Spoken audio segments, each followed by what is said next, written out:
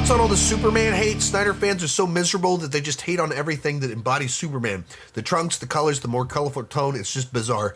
Yeah, I mean, it's all of that, for whatever reason, Zack Snyder created this cult-like following of his career, specifically his DC work.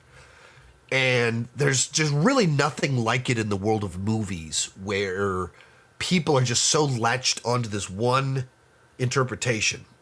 And I've told this story many times before, but a few years back, I did the most middle-aged thing I've ever done. I bought windows from a door-to-door salesman.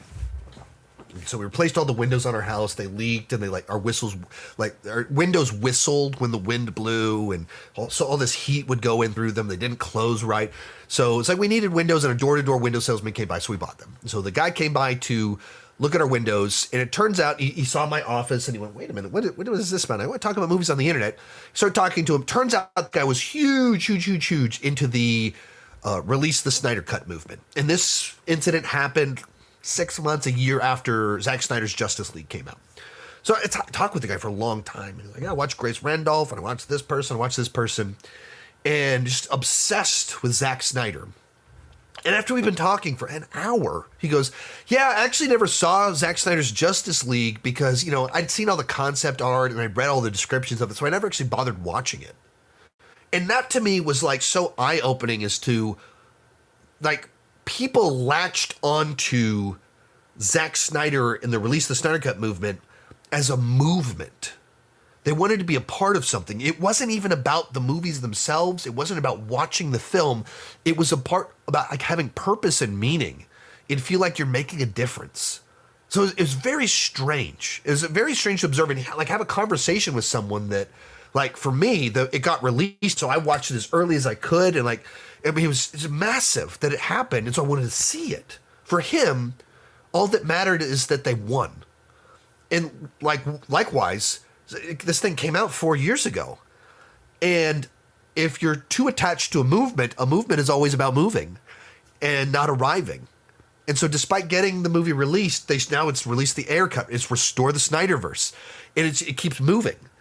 So 4 years later, and they, Snyder's moved on. They're not doing, the universe was a mess. The Rock's trying to take over. It's bizarre kind of where things are at. So they decided to reset. It's nothing to do with James Gunn. They were going to do it anyway. They just picked James Gunn to do it. Someone that's friends with Zack Snyder, that wrote one of Zack Snyder's movies, but they view James Gunn as the enemy because it's not Zack Snyder. If you're not for us, you're against us. They'll say things like, we already had the perfect Superman. We had the beloved Man of Steel. Why wouldn't you continue down this path? You just stop and think, what are you talking about? That was a polarizing film. Batman v Superman was even more polarizing. People as a whole did not embrace Zack Snyder's interpretation of Superman. They just didn't. But they're locked into their thing, and they lack the ability to see outside of themselves and their movement. That I like something doesn't mean that you will. And one of the reasons I think I'm a little bit better at this than some other people is I have a better ability to be able to distinguish between my tastes and what I think other people will like. And I can articulate that a little bit. But you have a whole movement of people that are so locked in on Zack Snyder his version of Superman is correct, this is it, that they can't see beyond that. And you've seen delusional things about they lied about how much Batman v Superman made. It actually made over $1 billion. What are you talking about? It didn't make $1 billion. I guess it did. Warner Brothers lied about it. Warner Brothers lied about and said their movie made less money? What are you talking about? Why would they? This makes no sense. But that's what happens when you kind of live in a bubble that's an echo chamber and you just reject anything that disagrees with you. And in your echo chamber worldview that Zack Snyder made perfect movies that everybody loved, you just reject anything, and anything's an enemy to that. It's strange to see.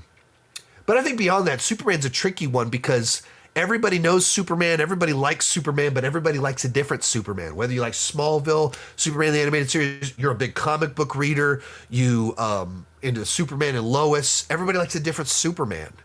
And some people want it to be, aw shucks, gee golly Lois. Some people want Henry Cavill brooding. Some people want something in the middle.